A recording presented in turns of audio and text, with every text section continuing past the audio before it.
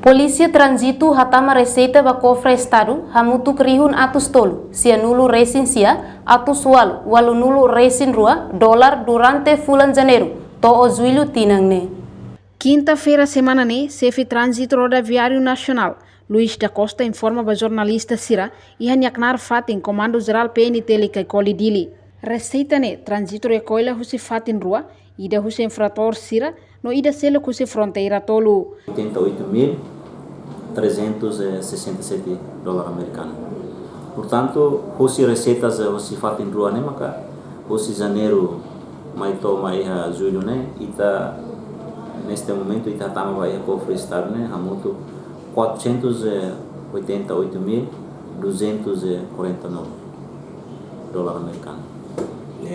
Ida diga bem inflação ne, sira neve maka conduz transporte sem acessórios ou ne violação hoto ne infração hoto ne maka ita haloka acumulação ne maka hamutu be infração ne maka hamutu be asal yang hodiane 399.882 dólares americanos ne tipo de infração maka anesan la usa capacete carta condução documentos nomos acessórios be transporte nerasi para sala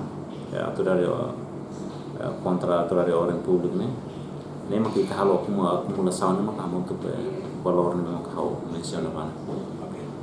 Ini hanya sama susi fronteira todo.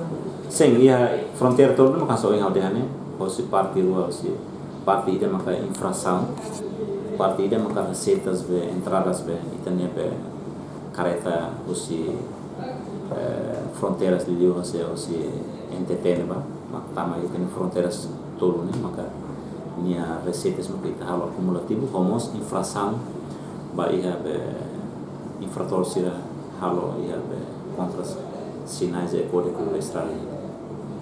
Reportagem Melania Conceição, Televisão Timor-Post. Janela informação ba Emma Roto. Atuatena informação atual dia Liu, kita halua. Haneha botão subscribe, like, halo comentário, no faz botão ba media social Roto.